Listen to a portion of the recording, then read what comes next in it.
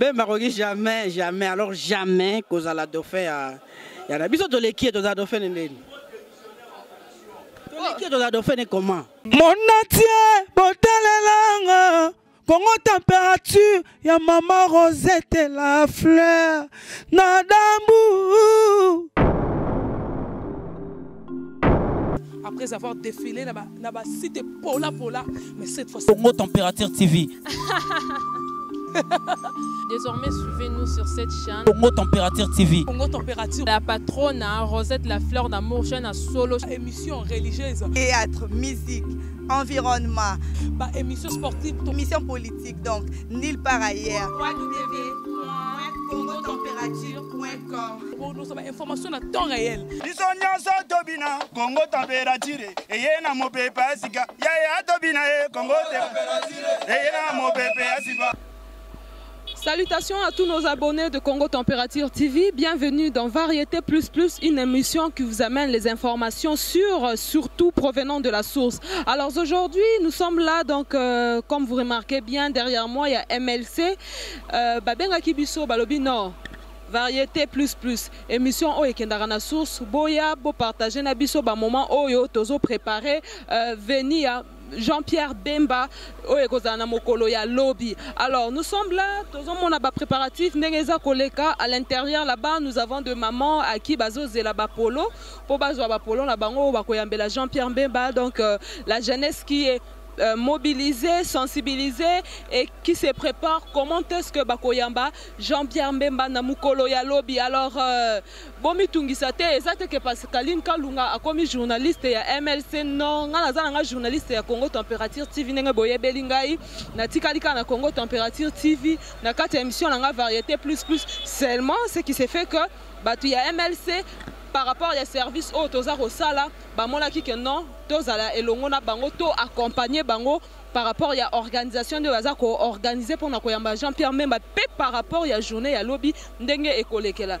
Donc sans toko ko ignorer que Jean-Pierre Mbemba na kati mboka la biso aza vraiment mutu munene auquel population eza vraiment kozelaye eza vraiment na espoir nyonso pour naie. Donc eza lango likambu ya parti prité, mais tous à vraiment franc et sincère qu'en ce moment même la population congolaise eza na espoir depuis qui lui solo ya libération ya Jean-Pierre Mbemba baza vraiment na espoir que Jean-Pierre Mbemba soki aye et que a postulé na candidature présidentielle makambu ekozala eko changer. Alors ngai nabino toroyeba ko découvrir qu'est-ce qui se passe là-bas à l'intérieur.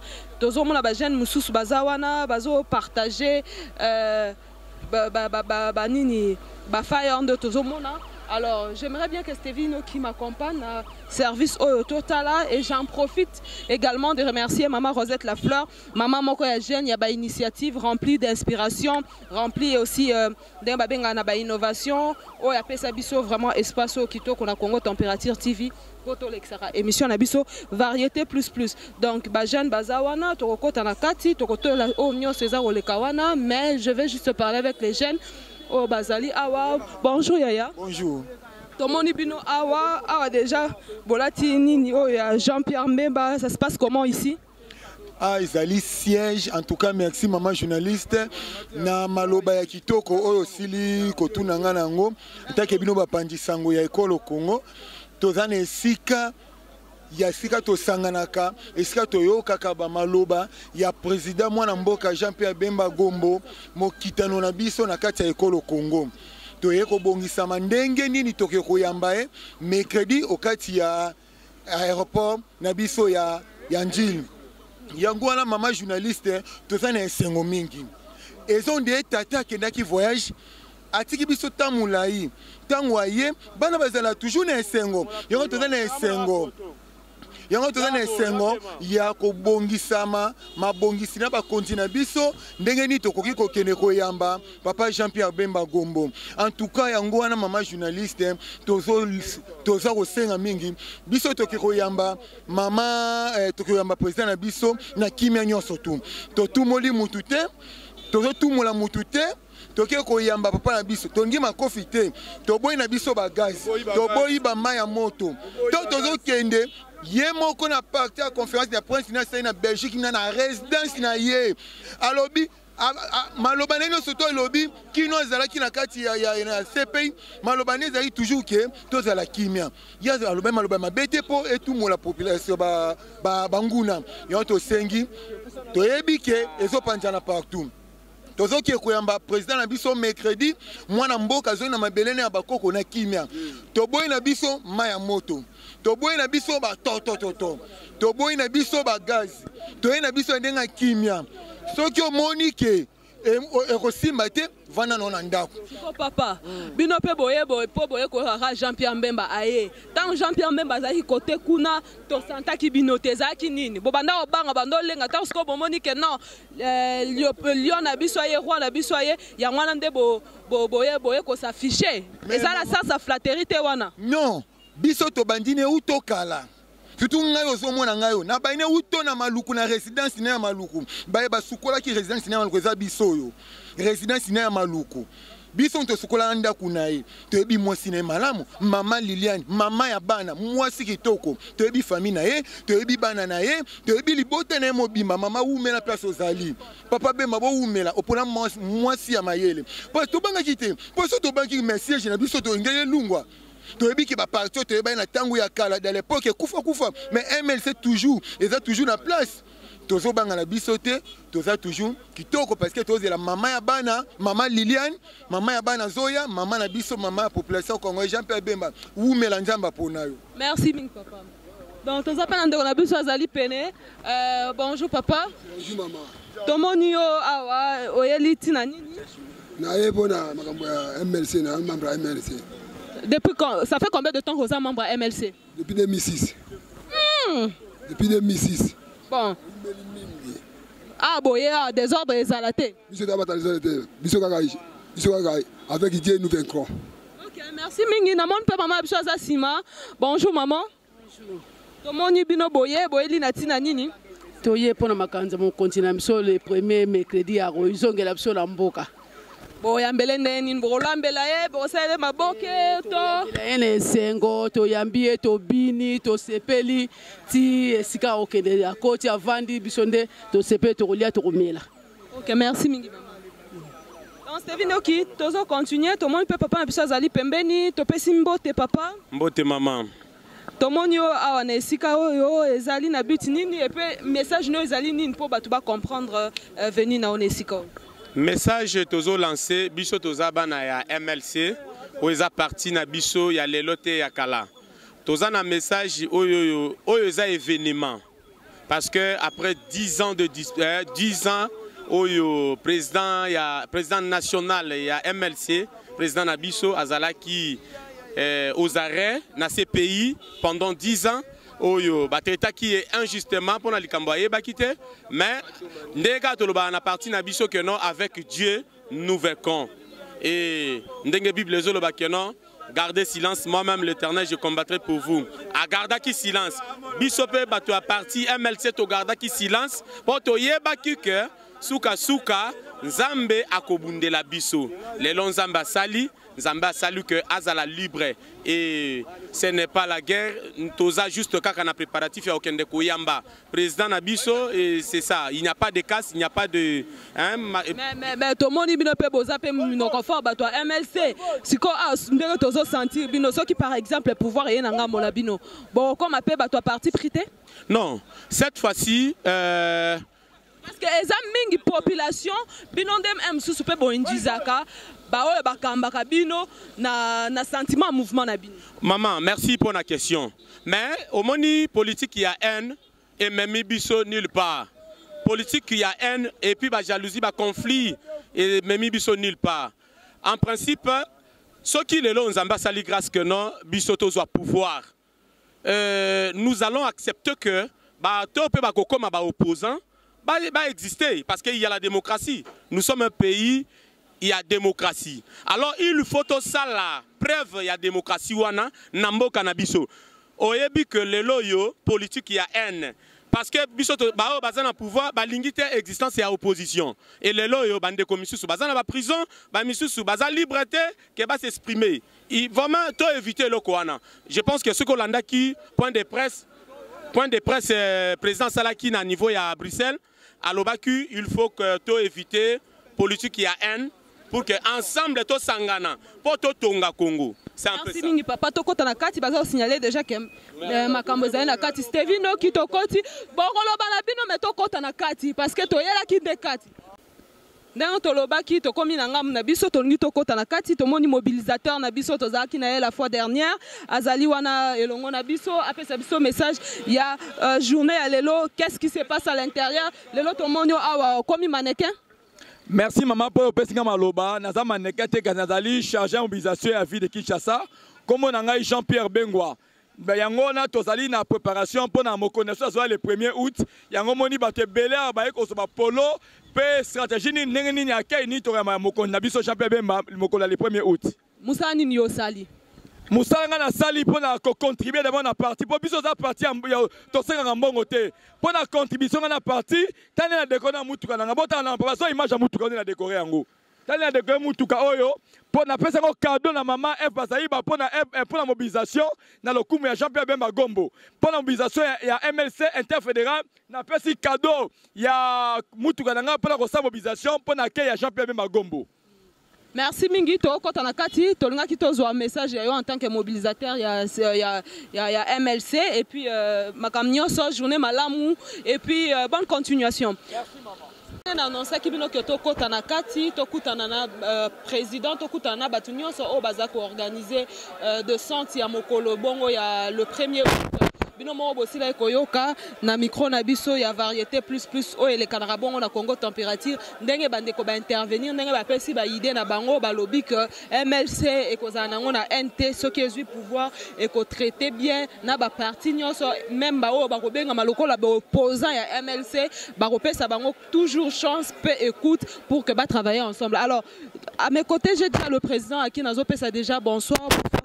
Bonsoir maman Pascaline.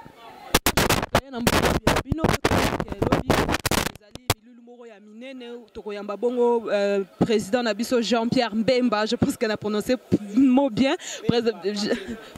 Jean-Pierre Bemba.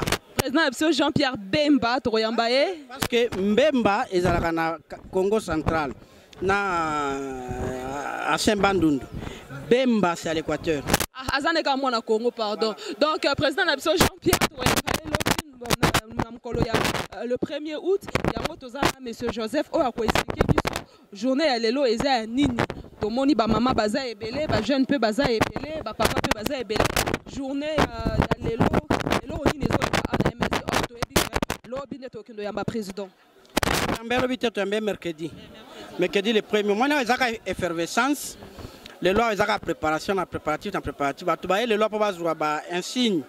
Oh, notamment ba t-shirt, ba maputa, ba casquette, ba drapelet, et au moins ba fédération à fédération ba commune politique. Vous avez que par rapport à la population, ils ont déjà ébélé place pour na changu kunape bato MLCP bazali. Siko, vous avez que na mukolo il y a le premier et kozala vraiment quoi ça, ba embouteillage aux ala makas. Bon, ça, c'est un embouteillage pour y amender qu'on a bangwa qui n'a sali une année et 10 ans les bandes injustement. Ma belle zawapi.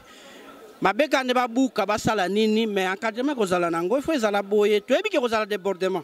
Problème absolu de tout le temps est bozo s'organiser nini. Est-ce que batu ba rozala wana pour que makambo ezala nord to ezala kaka mutu na mutu. Ya kanengo lingi sala makamnengo lingi po mukolo wana eza mukolo ya sengo poto yebi biso nyonso ka sali 10 ans. Qu'est-ce que tu as nengo lingite d'abord za makambo ya peuple congolais azo yamba mona na bango. Alors biso to yokani fédération na finale tinga na réuni ba jeune awa. Tu ebne to sala to rozwa bis na biso to kene na changu place to telema to tia banderole na biso to late ba t-shirt na biso organisation les abongo na ba cellule na cellule tout au long anzela tine to ya kotike na ndako. Ah OK. Mais sinon il y a le 1er août wana. Par exemple ba yebite o baza na kati ya MLCT mais balinga na bango président bango balingi pe ba ya koyamba ye ba ya na erni na 9h 8h déjà faut baza na nzela parce que avion ko kita na 9h 8h déjà faut baza na nzela 9h surtout aux alana na tarmac pendant yamba ye et puis ba formalité amike puis to bando kota ville. Ok, merci Mingu. Donc je rappelle Nabande Konyoso Bazar Hollanda. Donc Nyoso Zoleka Awa Eza par rapport à l'organisation au Ekoleka le 1er août na descente il y a président Nabiso Jean-Pierre Bemba Oyakoya Balamboka Bakoyambaye. Merci pour la félicitation. Balamboka Bakoyambaye na kati ya Esika Oyo Balobi mobilisation za makasi polo et tout. Bozalawana déjà à partir il y a au plus tard 8h pour avion Ekokita 9h. Donc ezala ngoma ya biso te mais boye bake donc heure et qu'on a respecté donc c'est mieux qu'on a déjà dit 9h mais sinon par rapport à l'organisation n'est bolobi et keneti ba herni 9h boza sûr que toko za libérer ti ba herni bon pona biso azozonga na mboka omanya na zonga kana 2006 ayaka na eke ya matamutuka azonga mbala moko à stade mais to constataka que population la no akitana se atambola akomaka awa ba 16h to ebite soki pe mbala ba kosenga na eke mwana mboka tambola to mona yo na nzoto sûrement ba kosenga po za mwana mboka po ba mona epekala wana peut-être to koma konto na ba héros ba 17h. Ok mais sinon bo si bo inviter pe ba to parti misusu to ezaka MLC. Non c'est congolais zongi na mboka na invitation parti net neni. Non MLC na zo yamba na ba congolais misusu. Toya président na biso parti muso ka ningo sangana na biso, il y a pas d'invitation pour ça.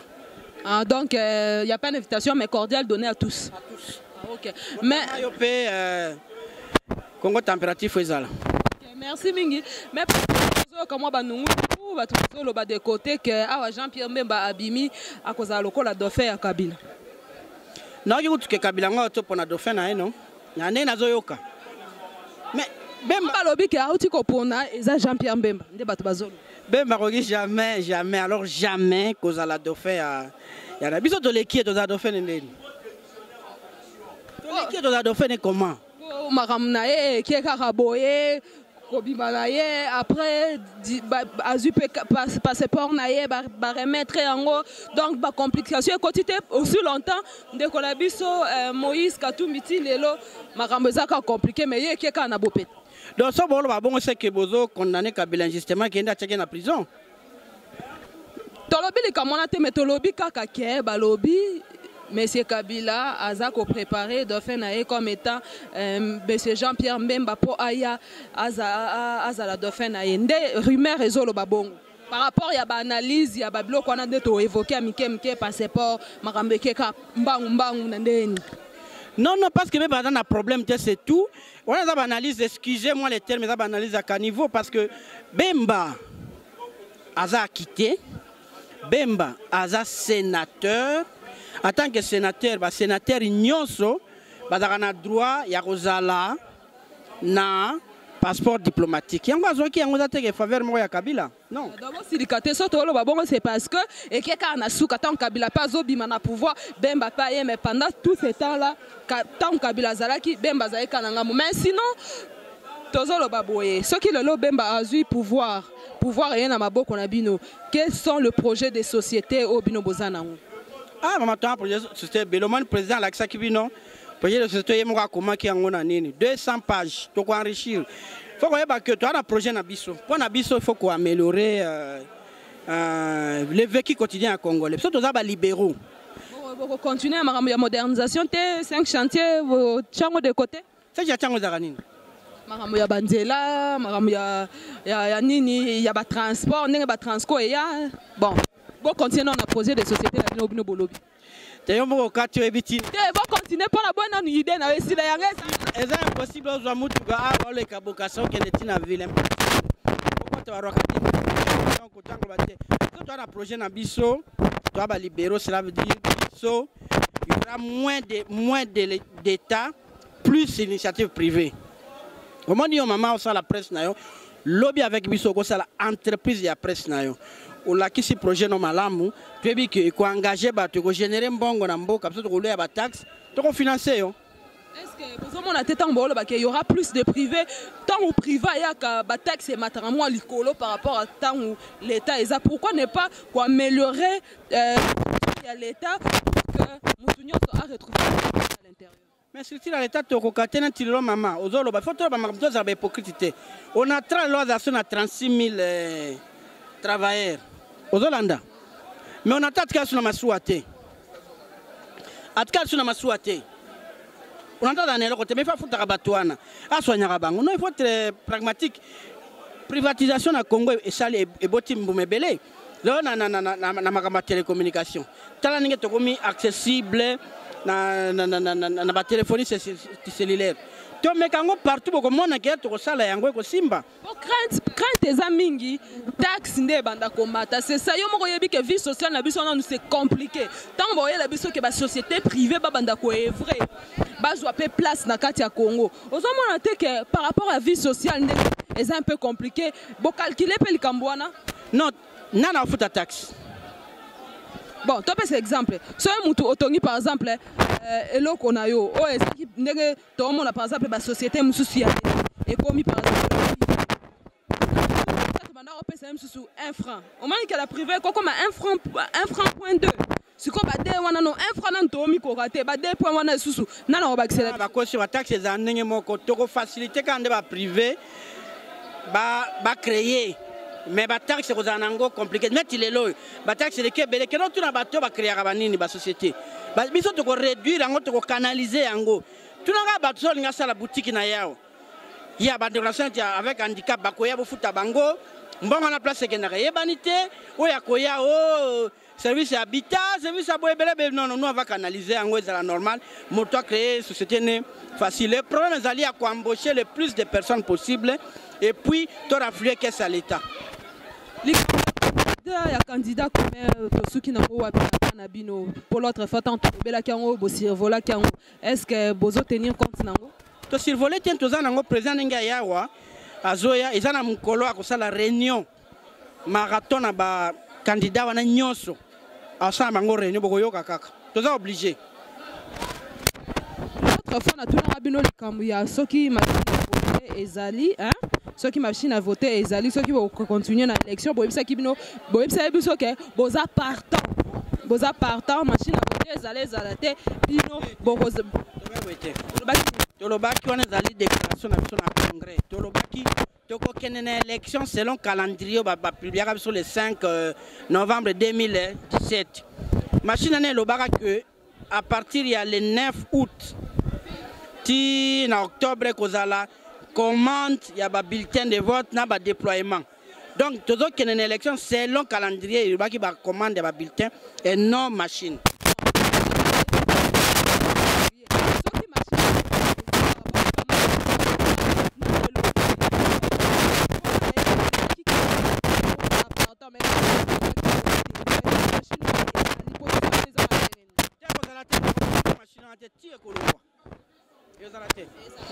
Okay, merci mingi. Stevino qui n'est pas banda koloba awa to sololi par rapport à l'organisation ndenge koleka to qui vraiment président tant so beaucoup remarquer bien président a toujours na ba nina interfédéral na ya jeunesse au bazali awa baza toujours là pour la sensibiliser to zo président vraiment on a mingi té mais aye bisabiso liloba na ye o azala ki nango pona lelo pour que ba o bazo landa biso de partout ba comprendre objectif il y a réunion et puis objectif au président azanango tango azali ko organiser makambo ya boy. Objectif est un président. Objectif est que tu réussir venir à retour à moi Mboka à mon que vraiment ba congolais bazaki na soif. Ya mutu moko aloba pona bango. Bala ki sae que to koti se nyongo. Vous comprenez?